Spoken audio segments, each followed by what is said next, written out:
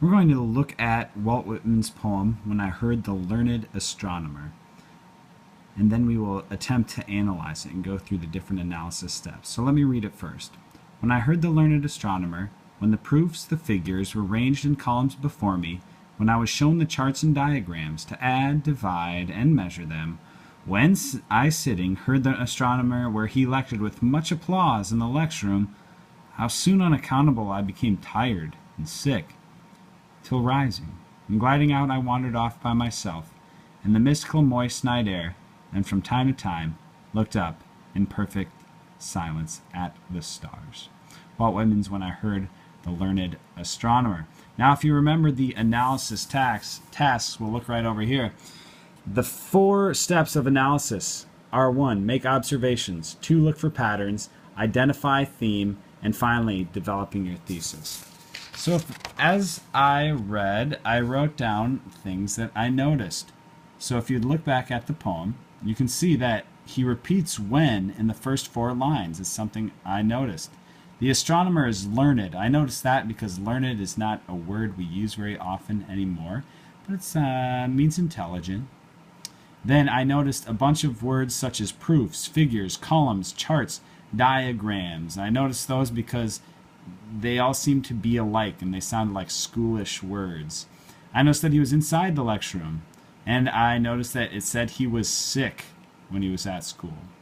And then the poem seemed to shift, and there were words like rising and gliding, and this sounded effortless, different than when he was in school, when he kept repeating when he kept repeating the same words, and he used words such as proofs, figures, columns, charts, diagrams.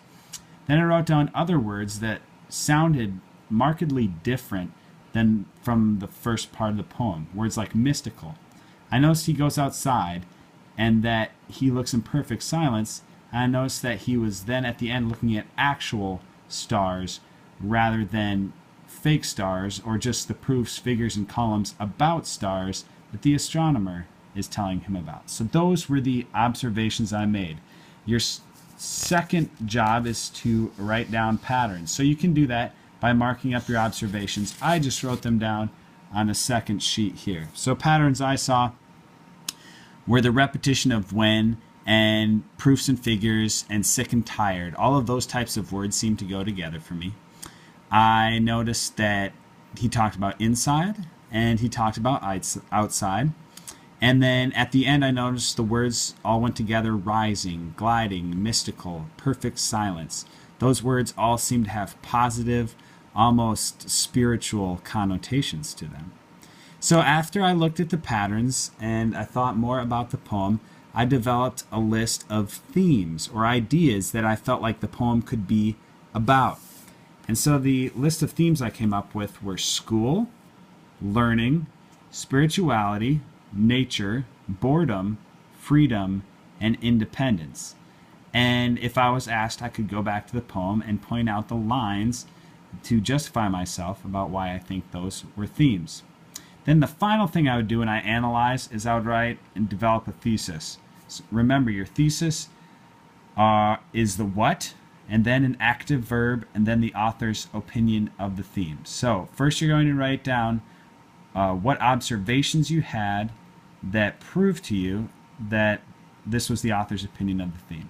So here's an example that I had, and it's quite long. Yours doesn't necessarily have to be this long.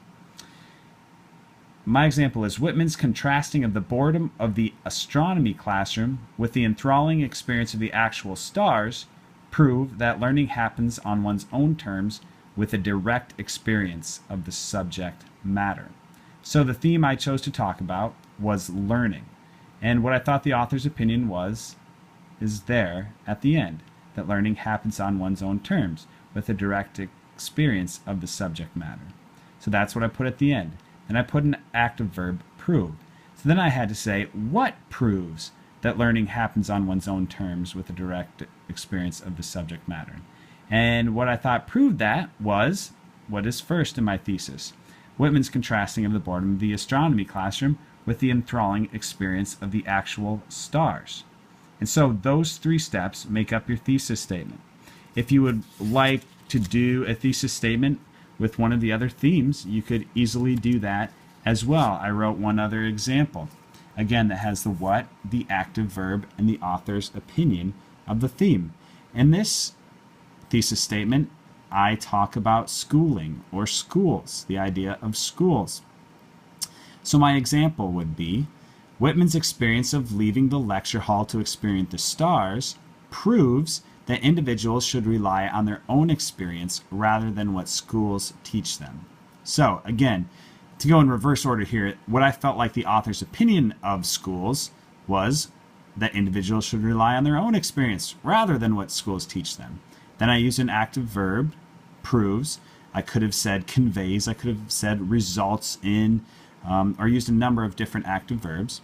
And then I had to show what my justification was for the author's opinion of theme. So I wrote down Whitman's experience of leaving the lecture hall to experience the stars. That is what proves the author's opinion. The author's opinion being that individuals should rely on their own experience rather than what schools teach them.